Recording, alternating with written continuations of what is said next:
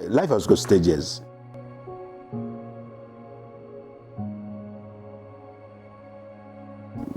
You are a child, you are a youth, you come to middle age, that's why you got married. Now I'm in the age which is a senior age as an adult.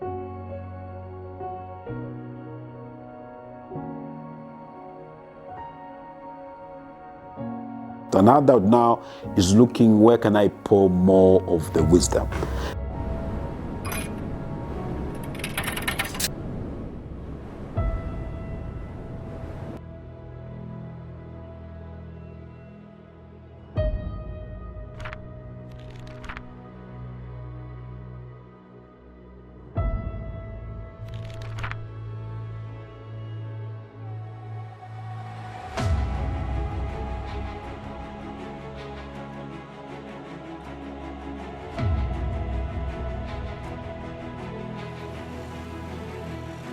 I was born, that is 1965, in Kankoyo. That's where I was born. I did my grade 1 at Kankoyo Primary School. And I can remember very well the room. That is room 13. It's my favorite. And the many times when I passed through Kankoyo Primary School, it gave me a good picture.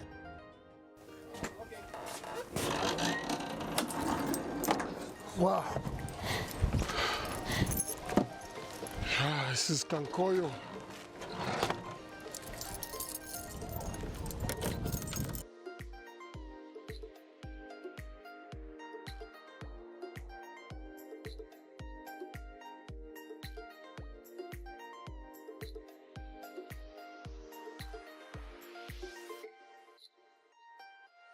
So this was his residence. Odi. I'm quiet. Mapole ni mkwai. Ocho ishira mkwai. Tufumine ku Envision Outreach Ministries. Envision Outreach Ministries yabela ku town. Mupepina Zambia padia. Yes. Padia pavela headquarters. But walikuwa ta branch kuno Kankoyo yabela fie apafie mupepi. Opa mutapana meshi. Kaisita twakula mitana meshi. Mkwai. So, ba Bishop Besu. Aba nkuta shonse sha Envision Outreach Ministries. Pano panganda pano, pa 218. Address yo ile moneka yo address yo.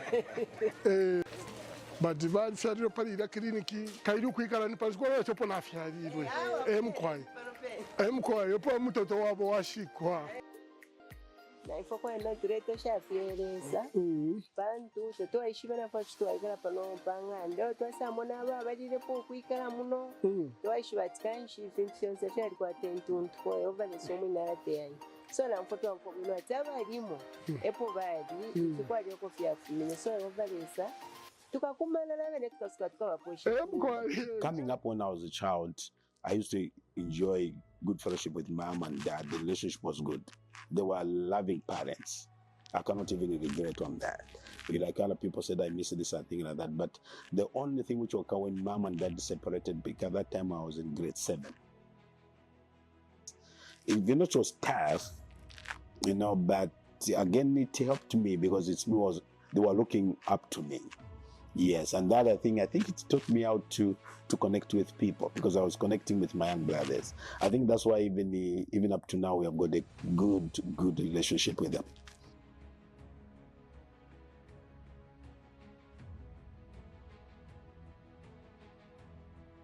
The encounter, I remember the encounter I had. It was a time we went with friends because of a lot of issues started mounting up in my life.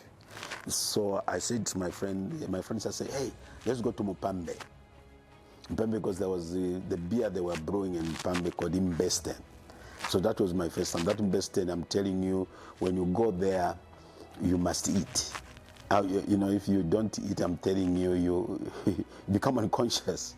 And then with the time we drank that beer, I was unconscious a little bit and friends picked me up and took me home.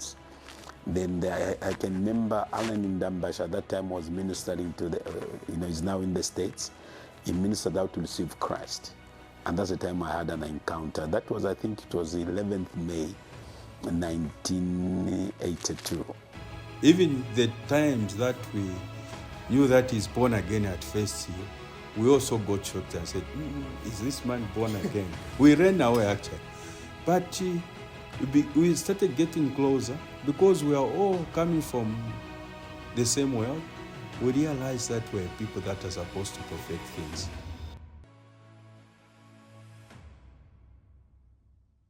You see, when God calls you, what is so important is that he gives you a vision. He gives you a word. That word is what makes you to run. You know, without that, you cannot say I've been called, because somebody calls you, he must tell you why he's calling you. And when God calls you, he tells you, this is what I called you for. And then you begin to run with what he told you to do. God will qualify you, and God will bring you to where he wants you to be. I believe that these few things will be able to help you and able to encourage, especially those who are in ministry, that keep on, keep pushing, and keep going until we reach the other side where God wants us to be. And until the kingdom appears, then the Lord will say, well done, faithful servant. Because at this time we decided, I think we were meeting with Ben Mwenda, who is now with the National Service, I think he's a warrant officer now. And then Pastor Kamalata was at school at that time. Rachel was at school at Pachanko, I think. And then there was one couple who came about, they were in the house. And then I looked at them, I said, guys, we have started a church.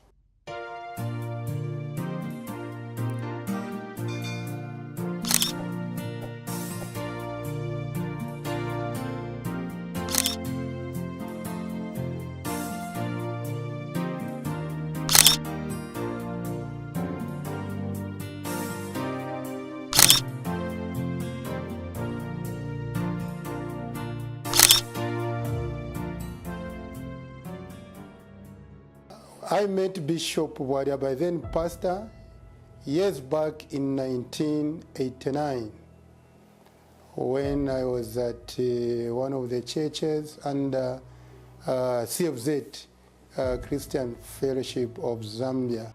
And I still remember vividly at some point when some leaders approached and they called the bishop, and they talked about something which was funny. They said, you are the coach and us, we are the fans. And normally, those of us who are soccer fans, you know, FAZ is Football Association of Zambia, and FAZ employs the coach and the coaches, and they fire. They ended up what they call bringing unnecessary discipline, which was not even a discipline, because they saw the influence. You know, they said there's some funny thing. They said even the FAZ, they've got power over a coach. They can fire the coach. You know that? And they said that. They said that us, we are the FAZ, you are the coach, and I was fired. So we didn't have nowhere to go. So we used to meet at Bishop's place. By then, they were staying at EF29. That's where they were staying. So at this particular time, we met, and as we were chatting, discussing, from there, we started a cell, and that was the birth of Envision Outreach Ministries. Bachechi yashileta mbafyo mumwini songa kutempa abana kashabali umwana kashumo ngapali umbini shinina tasha emkwa Nomba ana mfubu ino sana wea pomwala ndo kwebati akade fiare tikata kwale bati kulanda pamuntu. What you used to talk about pafyo lesade chita pafyo mule umfamu mpashi pafyo ama struggles umuntu akwete, and then you pray about it. Nomba nishaichi yatendeke takwa lipo dimbi pafuma po akalomba mane na bamba chichi shani kai mwalishu kulali kwa bakra kakwe bati apende Mwanda church panganda wale imba nokwimba. Imba nokwimba. If you go fiari. Okay. Imagine makotas tyakwe bati. Mweka ninga ndange fati kuma yadi kwa bacho mwekala kwisoko. Ni makotas kwale bokuta share. Okay. Aboku. Aboku na aboku. Okay. Olo nomba karumu ni tumpa ka sitting room na ka bedroom. Church na itampa. Because at that time I was more connected to young people.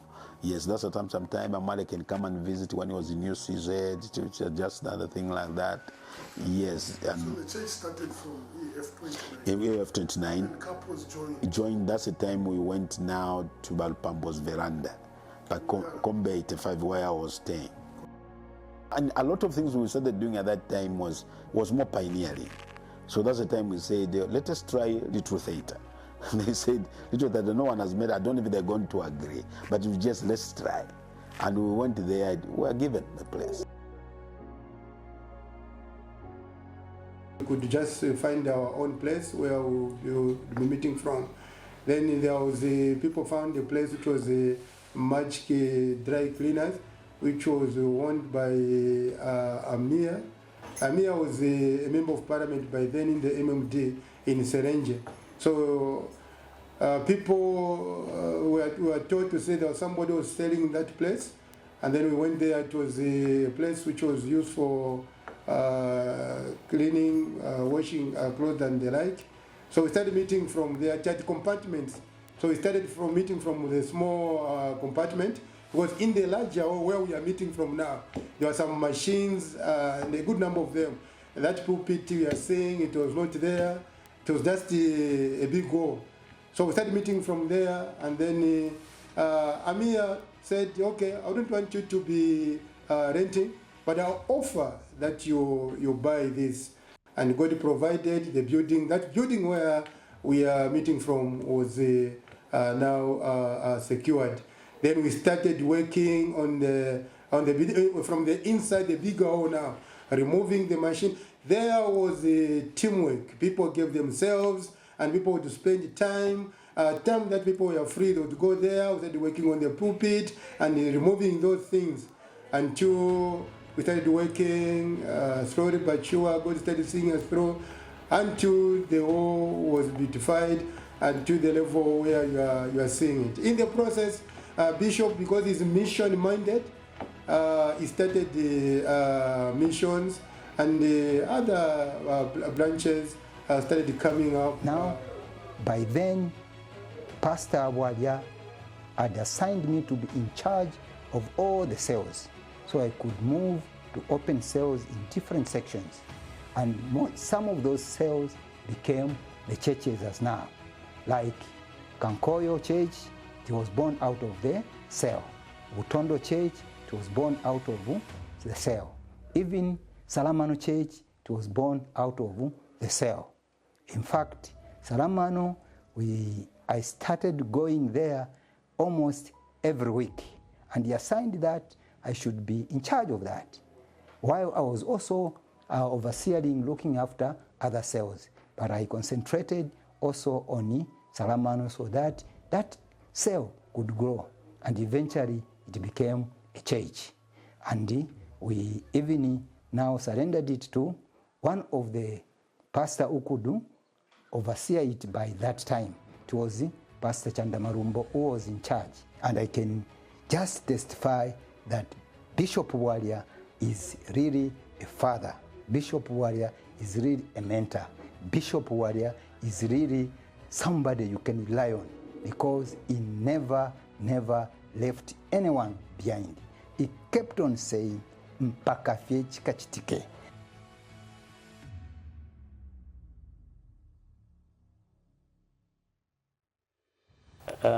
I think from there, we opened a branch in Salamano, where Pastor Kamalata and Pastor Verity are now serving. Then from there, I think the next one was Butondo. We opened a church in Butondo, and where Pastor Katala is now serving as a pastor. And then from there, it was, I think the third one that came was Kankoyo. Kankoyo started just as a cell. there was just a cell there, and some people were coming from there. And eventually, there was a decision that let these people start meeting just as a cell, and then they opened at Kankoyo Primary School. From there, that's how it grew to become a church. Then from there, I think the next one was Kapiri. Yes, Kapiri. Kapiri was almost, I think it was, because the one was leading Kapiri Church, Pastor Mbulo. It was almost at the same time with Butondo, because they went to the same Bible school with Pastor, that time it was Pastor Mashoma at Butondo. So they were almost at the same time. That's the time we opened these branches. And then from there, it has kept on growing. Yes, Envision, the branches have continued to grow.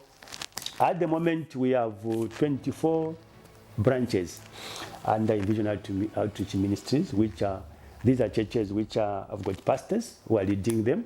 And the number of pastors at the moment has grown to 27. That's the current number of pastors we have who are serving under Envision Outreach. How the churches are functioning, which are under Envision Outreach Ministries, we always encourage that when a church starts, they build their own structure, they acquire their own land, because we have come to learn that it's very convenient when you have your own place of meeting. So the number of churches which are having their own places of worship, I think there are over 20. Yes, there are over 20. We just have a few. The only ones which I can remember which are still meeting in rented places, we have one, I think, in Mansa, and in, I think, Rwansha, they are still renting, but they have already gotten a plot. Yes. Apart from these two, even in Mukoshi, there's already a piece of land there, although they are meeting in a rented place. So we can see that God has really been gracious to us. We have enjoyed the journey working with God, but the journey has not been without challenges. It has not been without struggles. We have faced struggles, we have faced challenges. One of the challenges we have faced from the time we have been, especially because, you know, Envision is more of a missional church. The heart is to go out, reach out.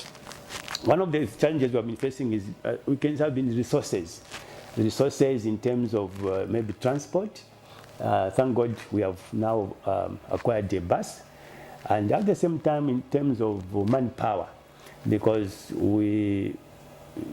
many people have not been involved, especially in missions.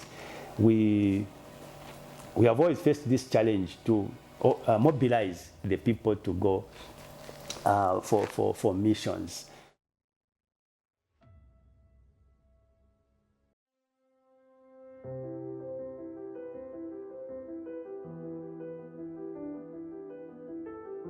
Yeah, just Patricia, my present wife.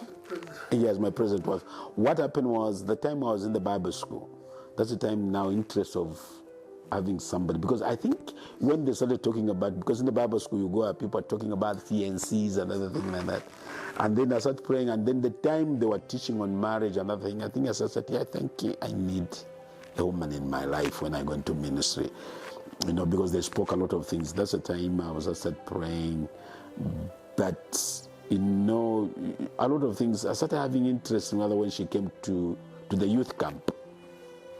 You know, where was it? It was in Ichingola. That's the time as the interest started developing, you know.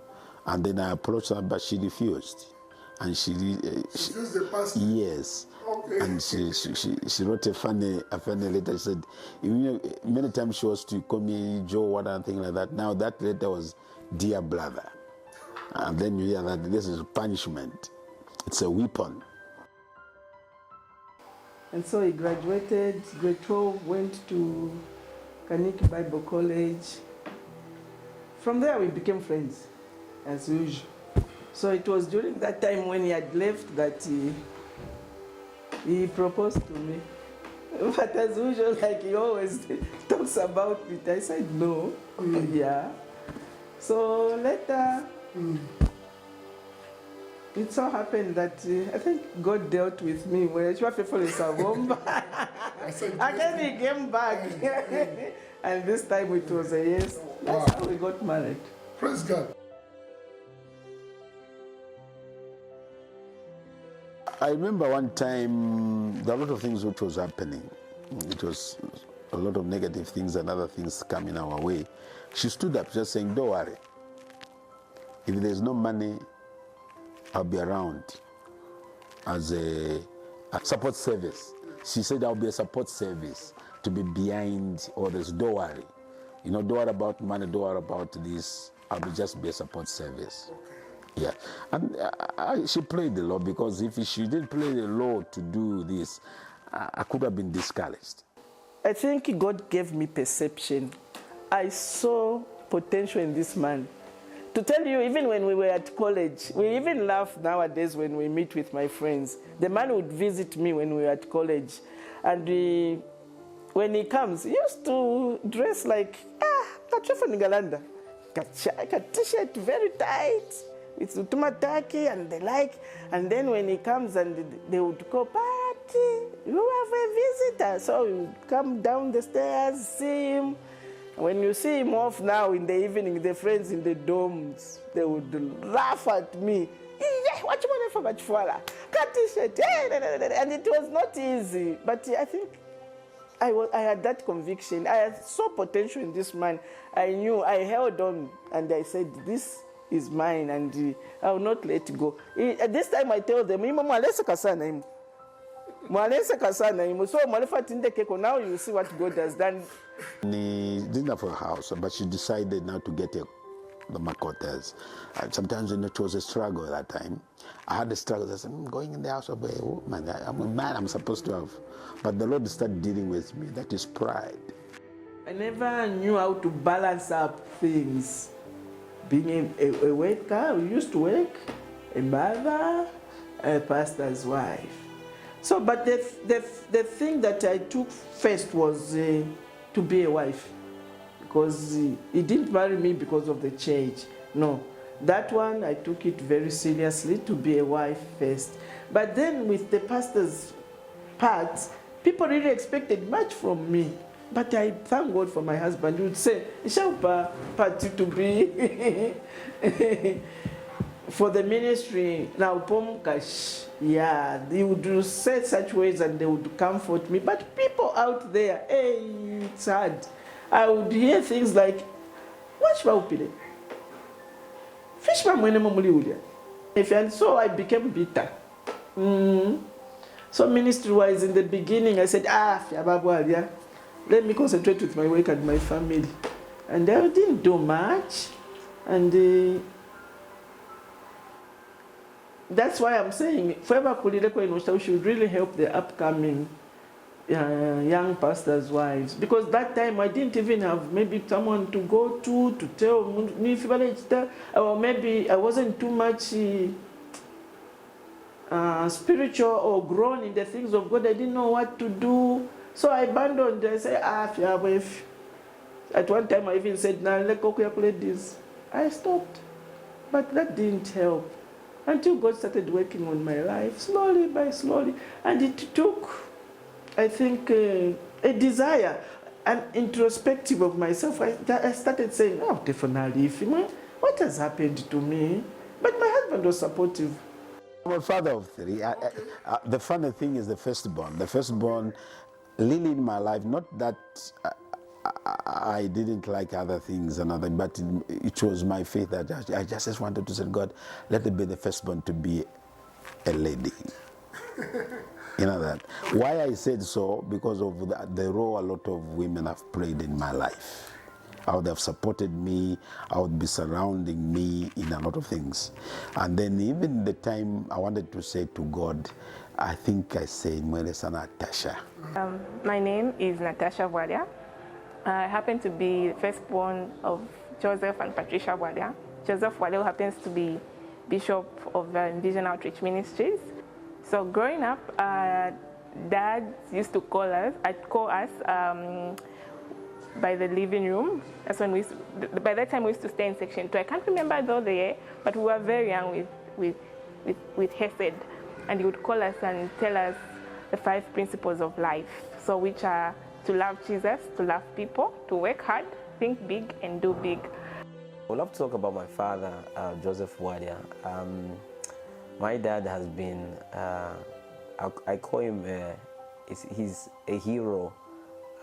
He's my hero, I would say, a hero of faith to me. You know, his journey and has been phenomenal, especially in growing up. I think one of the things that I've ever stood out so much is how present he has been as a father. I was listening to the teaching of Brian Schatt. When I was reading, he was talking about the Hesed, the covenant love of God, the kind of the thing. When he was teaching, I was gripped and I started seeing how God has been faithful and been good and kind to my life. And I said, the Lord, let that person to be Hesed. But also he was hit by COVID, and I was so concerned like how our preparation will go and everything, also with the finances. I remember having a sobering conversation with him. He said, you know what, Hesed, if God has said you will get married, he said, you will get married, you know. And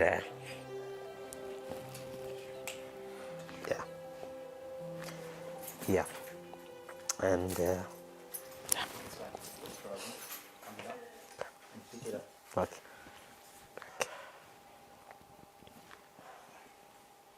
okay, all right, okay, yeah, so, all right, yeah, it was quite a sobering moment for me because that period was so scary because the time he was hit with COVID, we didn't know whether he's going to come back or not, and it was a very critical transition for me, and I was like, am I going to lose my father? Will he not be part of the wedding? And will he not witness, you know, our wedding? I think the time I was in university. Sorry about that. That's okay. It's okay. That's okay.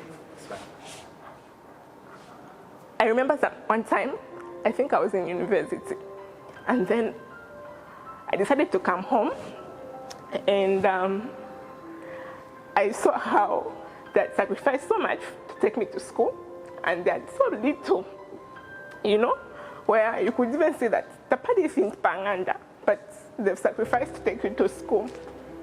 People really see them as, oh, they have it all together, but trust me, it's not an easy road.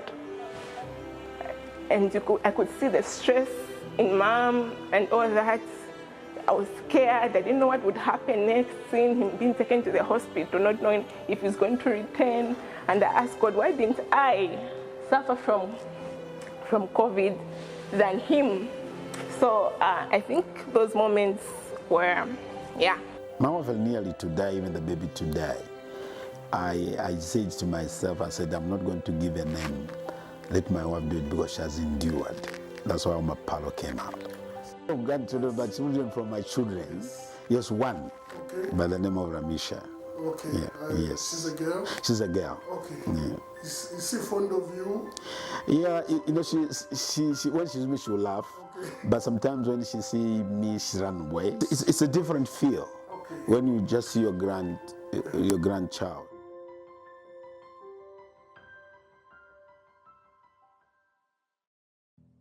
So what we want to see in our main 3 pillars, the church, where people are equipped and grounded, and they know their strength, and they go and do ministry. As they're doing ministry now, they need to know how they can do leadership in those. You know, leadership, like I said, it's not like where people are thinking I'll be a foreman or a shift boss. We are talking about how applicable it can be. It's become a lifestyle. I just want to say to Envision Outreach Ministries, wherever you are, when you say Envision Outreach Ministries, we're not talking about the central church. You're just seeing all the churches wherever you are. The only important thing I can say to you, that don't see me as your boss. See me as your servant. I'm here to save you. But I come as a friend, at the same time your servant, just to save you. I just want to be there with you. No matter the struggles, I can't laugh your struggles. I want you to celebrate your success. Even your struggles, I need them to walk with you, to weep with you, just to save you. It's just that like a waiter can wait for the tables, even I want to wait for you. This song is a dedication to Envision Outreach Ministries for its Silver Jubilee celebration, with Bishop and Mrs. Joseph Bwalya for their resilience in ministry. Lesa wesu ifwe na tusansamuka, lesa wesu ifwe na tutemwa ilelo.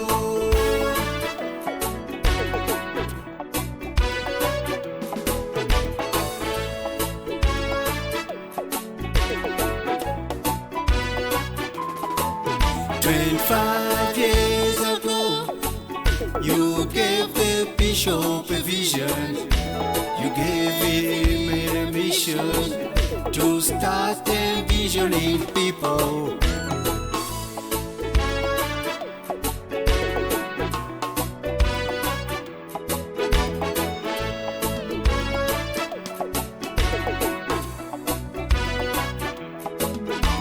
Slowly but surely, here we are, with Jesus Christ as our foundation.